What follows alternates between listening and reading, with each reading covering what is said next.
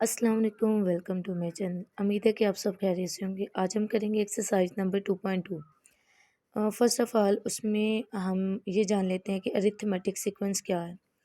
A sequence of numbers is such that the difference d between two consecutive terms is a constant।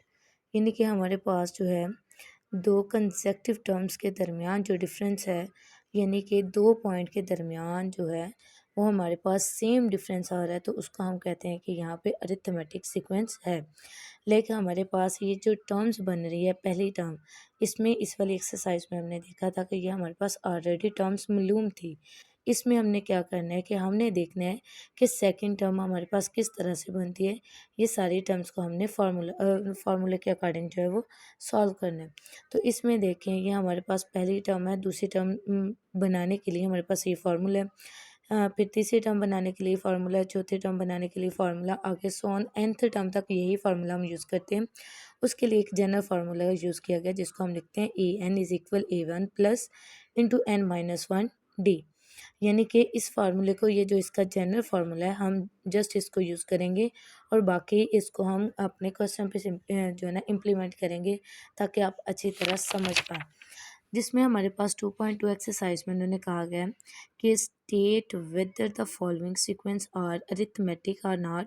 If a sequence is arithmetic then find the common number, common difference. यानी उन्होंने कहा कि ये जो आपको statements दी गई हैं, यानी कि ये क्वेश्चन दिया गया है, क्वेश्चन नंबर 1 के तकरीबन 4 पार्ट्स गिवन किए गए हैं। इनमें से हर पार्ट जो है उसको चेक करें कि आया ये वाला सीक्वेंस अरिथमेटिक है कि नहीं है, और अगर है तो इसका कॉमन डिफरेंस जो है ना वो फाइंड करें। तो उसके अकॉर्डिंग हम यहाँ पे कर लेते हैं। हमारे पास जो पहली वैल्यू है वो हमारे पास क्या आ रही है, 7, 10, 13, 16 एंड सो ऑन। यहाँ पे हम लिखते हैं हमारा question number 1, 7, 10, 13, 16 and so on. हम इसको सिंप्लीफाई करेंगे। फर्स्ट ऑफ ऑल हमने ये देखना है कि आया ये इसमें कॉमन डिफरेंस क्या है और ये अरिथमेटिक सीक्वेंस है कि नहीं है। अब देखिए, देखने से हमें पता चल रहा है कि 7 में हम 3 को प्लस करें तो क्या बन जाता है, 10। 10 में 3 को प्लस करें तो हमारे पास बन जाता है 13। अगर 13 में आप 3 ऐड करें तो हमारे पास 16 आ जाता है। इसी तरह 16 में हम 3 को ऐड करें तो हमारे पास 19 आ जाता है। इस तरह सो ऑन ये चलता रहता है। अब इसमें हमने करना क्या है कि ये हमारे पास देखें, जो हमने इसमें इसकी डिफाइन में पढ़ा था कि टू कंसेक्टिव पॉइंट, यानी कि अगर आप इन दोनों का डिफरेंस देखते हैं तो वो भी 3 है। अगर आप इन दोनों पॉइंट्स का डिफरेंस देखते हैं तो दोनों में हमारे पास डिफरेंस जो है वो क्या आ रहा है, सेम आ रहा है। यानी कि सेम डिजिट जो है वो यहाँ पे प्लस करवाने से हमारे पास नेक्स्ट टर्म बन रही है। तो जिसकी वजह से हम यहाँ पे लिखेंगे it is arithmetic sequence. Yes, it is arithmetic sequence.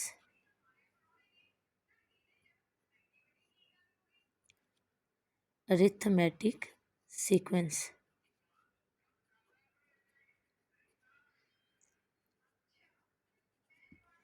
अब हमने क्या करना है, इसका कॉमन डिफरेंस फाइंड करना है। तो कॉमन डिफरेंस के लिए मैं कैपिटल सी और डी, कॉमन डिफरेंस सी और डी से मेंशन कर देती हूँ। अब यहाँ पे कॉमन डिफरेंस फाइंड करने के लिए हम क्या करते हैं कि सेकंड टर्म, जो मैंने पहले एक्सरसाइज में भी बताया कि हमारे पास ये फर्स्ट टर्म है, ये सेकंड टर्म है, ये थर्ड टर्म है, फोर्थ है, फिफ्थ है, इसी तरह से ये टर्म्स चलती जा रही हैं। डिफरेंस जब हमने लेना है तो यूँ कह लें कि हम जो हमारे पास टर्म है उसको हम किससे रिप्रेजेंट करते हैं, A1 से, A2 से, A3 से, A4 से एंड सो ऑन AN से। यानी कि अगर तो आपके पास nth टर्म है, अदरवाइज ये कंटिन्यू है। अब हमने क्या करना है कि जब हम इसका कॉमन डिफरेंस फाइंड करते हैं हमने A2 माइनस A1 कर देना है। यानी कि सेकेंड टर्म से हमने फर्स्ट टर्म को माइनस करवाना है। तो सेकेंड हमारे पास 10 है, 10 माइनस 7 इज इक्वल 3। अगर हम इसमें भी देखते हैं तो ये हमारे पास सेकेंड टर्म है। यानी कि इन दोनों के अकॉर्डिंग अगर हम देखें, दो कंसेक्टिव पॉइंट की हमने बात की है, तो उसके अकॉर्डिंग अगर हम देखें तो 16 में से 13 को माइनस करें तो फिर भी हमारे पास कॉमन डिफरेंस इसका क्या आ रहा है, 3। अब हम करते हैं इसका नेक्स्ट पार्ट।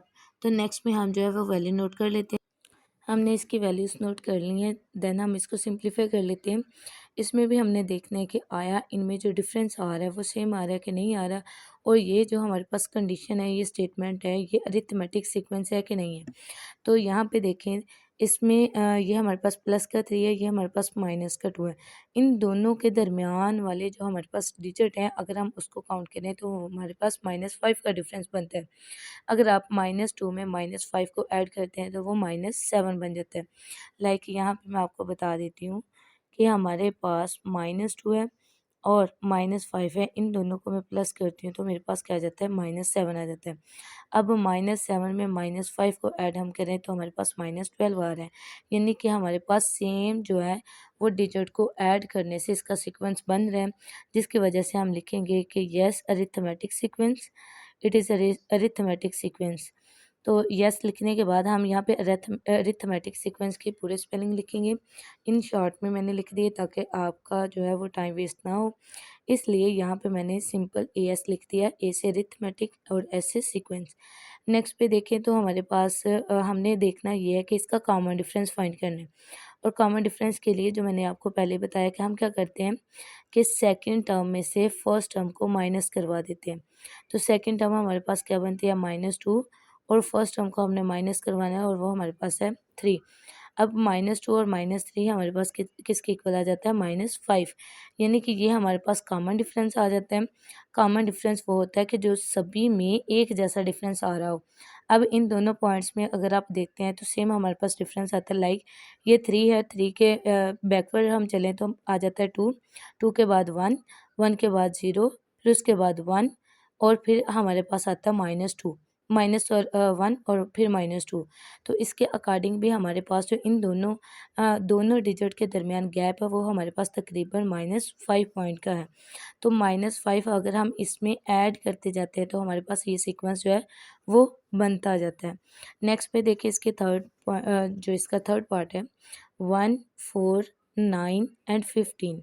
इसमें अगर आप देखें तो कोई ऐसा टेबल भी नहीं है कि जिसमें 1 के बाद 4 आ जाए, 4 के बाद डायरेक्ट हमारे पास 9 आ जाए।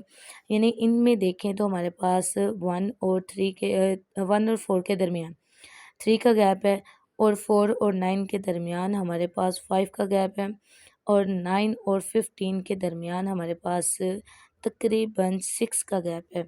यानी कि इसमें हमारे पास होना चाहिए था 3, 4, 5, 6 सो ऑन, लेकिन हमारे पास सीक्वेंस जो है वो सही तरह से नहीं आ रहा। सो इसलिए हम यहाँ पे लिखेंगे no, it is not arithmetic sequence, it is not arithmetic sequence.